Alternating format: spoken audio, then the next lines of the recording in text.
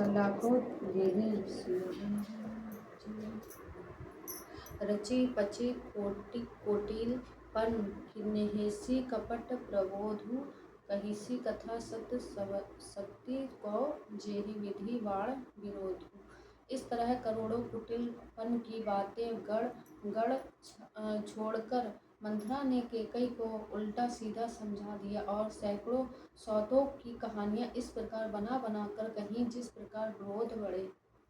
होनहार वश केकई के मन में विश्वास हो गया। रानी फिर सौगंध दिलाकर पूछने लगी। मंथरा बोली, क्या पूछती हो? अरे तुमने अब भी नहीं समझा? अपने भले बुरे को अथवा मित्र शत्रु को तो पशु भी पहचान लेते हैं। पूरा पखवाड़ा बीत गया सामान सस्ते और तुमने खबर पाई है। आज मुझसे मैं तुम्हारे राज में खाती पहनती हूँ, इसलिए सच कहने में मुझे कोई दोष नहीं है। यदि मैं कुछ बनाकर झूठ कहूँगी तो विधाता मुझे दंड देगा। यदि कल राम को राजतिलक हो गया तो समझ रखना कि तुम्हारे लिए विधाता ने विपत्ति का बीज बो दिया। मैं यह बात लकीर खींचकर बलपूर्वक कहती हूँ। हे भावनी, तुम तो अब दूध की मक्खी हो गई। जैसे दूध में पड़ी हुई मक्खी को लोग निकालकर फेंक देते हैं, वैसे ही तुम्हें भी लोग घर से निकालकर बाहर करेंगे। जो पुत्र सहित कौशल्या की चाकरी बजाओगी तो घर में रह सकोगी, अन्यथा घर में रहने का दूसरा उपाय नहीं। कदेतु बिनतहि दिन दुखु तुम्हि कौशल्या देव भरतु बंधुगृह सेहि लखनऊ राम के नेव। कदनु ने बिनता को दुख दिया था, तुम्हें कौशल्या देगी। भरत कारागार का सेवन करेंगे, जेल की हवा खाएंगे और लक्ष्मण राम के नायाब सहकारी होंगे।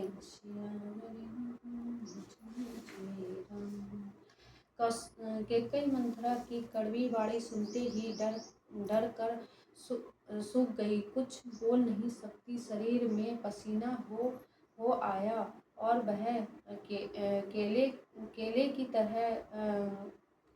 की तरह कंपने लगी। तब कुबरी मंथरा ने अपनी जीभ दांतों तले दबाई। उसे भय हुआ कि कहीं भविष्य का अत्यंत डरावना चित्र सुनकर कैकई के हृदय की गति न रुक जाए, जिससे उल्टा सारा काम ही बिगड़ जाए। फिर कपट की करोड़ों कहानियां कह कहकर उसने रानी को खूब समझाया कि धीरज रखो। कैकई का भाग पलट गया। उसे कुछ चाल प्यारी लगी। वह बगुली को हंसनी मानकर, बैरिन को हित मानकर उसकी सराहना करने लगी। कैकई ने कहा, मंथरा सुन, तेरी बात सत्य है। मेरी दाहिनी आँख नित्य फड़का करती है। मैं प्रतिदिन रात को बुरे स्वप्न देखती हूँ, किंतु अज्ञानवश तुझसे कहती नहीं। सखी, क्या करूँ? मेरा तो सीधा स्वभाव है। मैं दाया बायां कुछ भी नहीं जानती। अपने चलत न अजू लगी अनभल कहूँ किन्ह केहि अग एकहि बार मोहि दो दुसह दुखु दिन। अपनी चलती जहाँ तक मेरा वश चला, मैं आज तक कभी किसी का बुरा नहीं किया। फिर न जाने किस पाप से दैव ने मुझे एक ही साथ यह दुख सह दुख दिए। मैं भले ही नैहर जाकर वहीं जीवन बिता दूंगी, पर जीते जी सौत की चाकरी नहीं करूंगी। दैव जिसको शत्रु के बस में रखकर जिलाता है, उसके लिए तो जीने की उपेक्षा मरना ही अच्छा है। रानी ने बहुत प्रकार के दीन वचन कहे। उन्हें सुनकर कुबरी ने चरित्र फैलाया। वह बोली, तुम मन में ग्लानि मानकर ऐसा क्यों कह रही हो? तुम्हारा सुख सुहाग दिन दिन दूना होगा।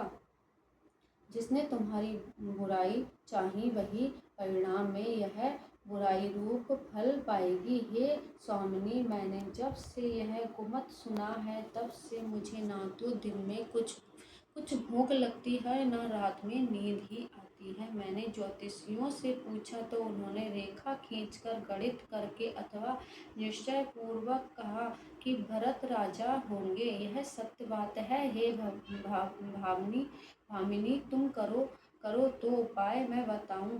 राजा तुम्हारी सेवा के बस है ही, परऊ तू बचन पर सकौ पुत्र पति त्यागी।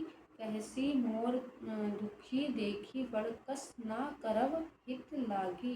कैकई ने कहा, मैं तेरे कहने से कुएं में गिर सकती हूँ, पुत्र और पति को भी छोड़ सकती हूँ। जब तू मेरा बड़ा भारी दुख देखकर कुछ कहती है तो भला मैं अपने हित के लिए उसे क्यों ना करूँ। कुबेर ने कैकई को सब तरह से कबूल करवा कर अर्थात बलि पशु बनाकर